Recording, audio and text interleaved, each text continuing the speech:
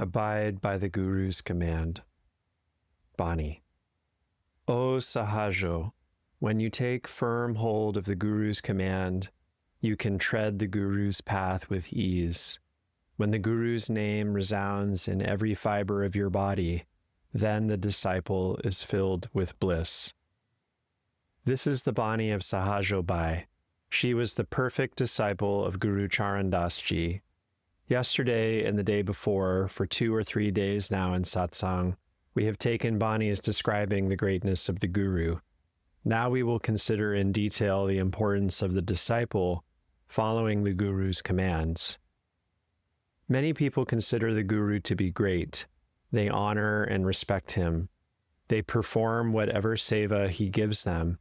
But to follow the commandments of the Guru, to act according to his instructions, is very difficult.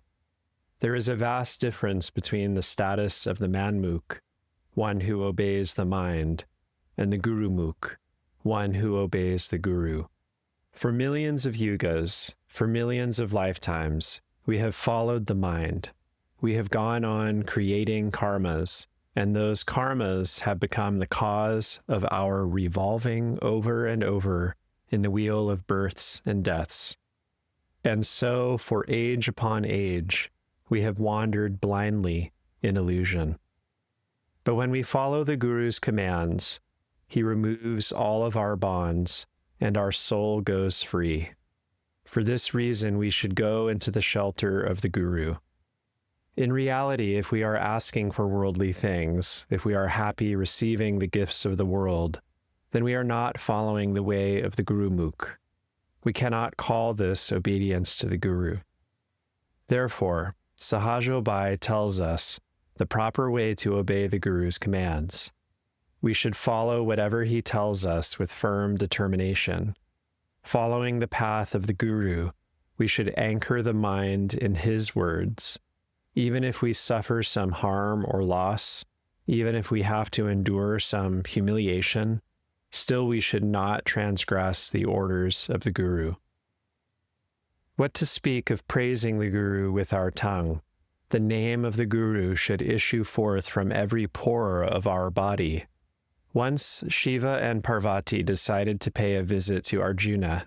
When they reached Arjuna's home, Narada Ji had also just arrived, and Sri Krishna was there before any of them. At that time, Arjuna was lying down, absorbed in contemplation. From every pore of his body, the chant, Sri Krishna, Sri Krishna, Sri Krishna, was resounding.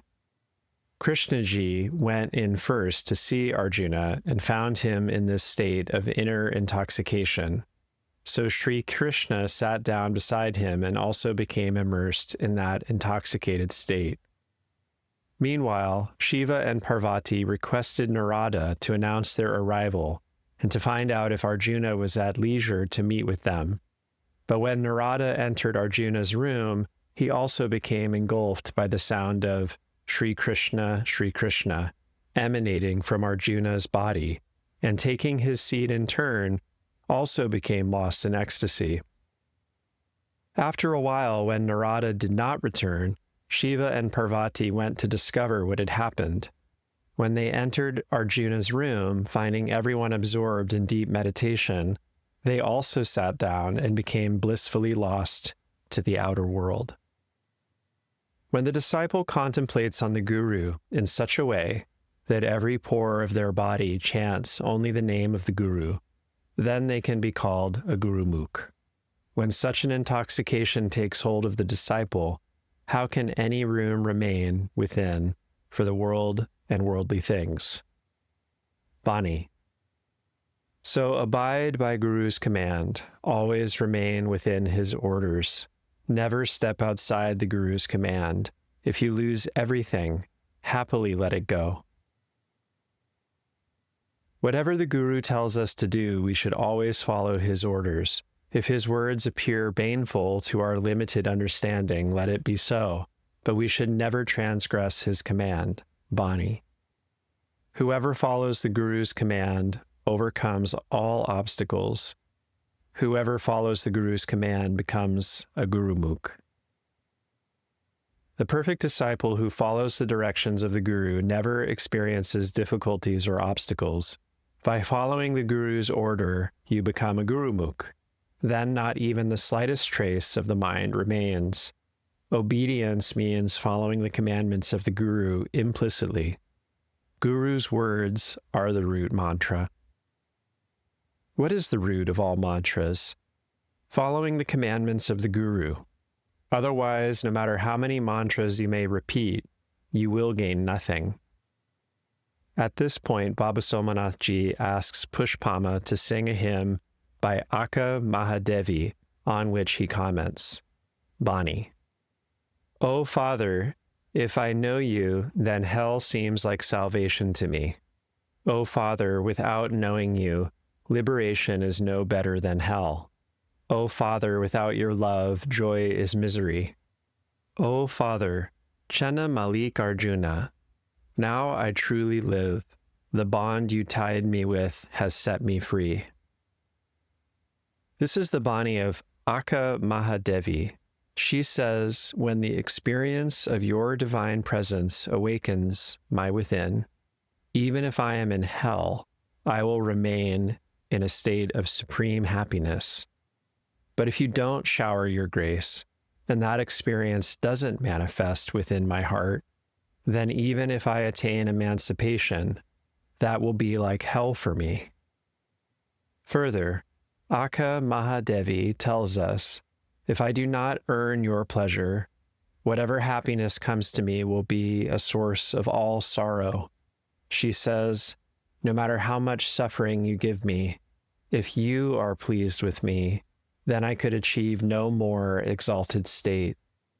Whatever words you have spoken to bind me, it is these words that have become my liberation. I was trapped in the net of the world, but now I am free. And now Baba Somanath Ji returns to the hymn of Sahajobai. Bani. The Guru's command strengthens devotion. The Guru's command ferries you across the ocean of existence.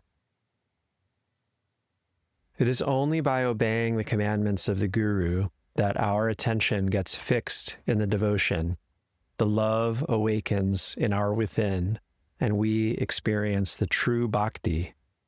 Then our slavery to the mind is abolished, and our soul attains emancipation. Bani. The Guru's command is the crown jewel. Whoever follows the Guru's command is the true devotee of God. You gain the greatest happiness of all by obeying the Guru's order. The one who follows the command of the Guru is called Harijan, the devotee of God. Bani. Whoever accepts the Guru's command is called a sadhu. The secret of the Guru's command lies beyond our reckoning. She says, whoever does the meditation unceasingly according to the Guru's command is called a sadhu.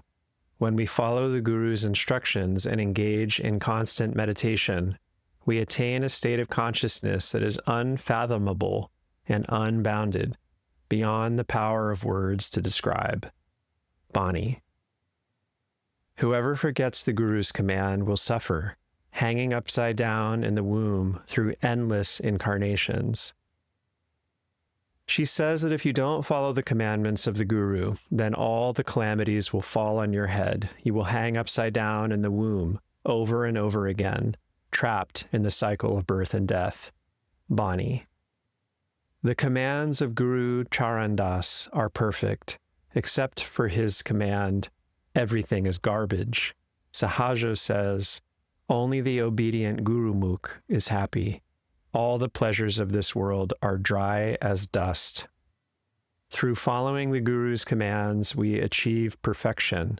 Without obeying the Guru, no matter how many true and virtuous deeds we may perform, it is all a false dream.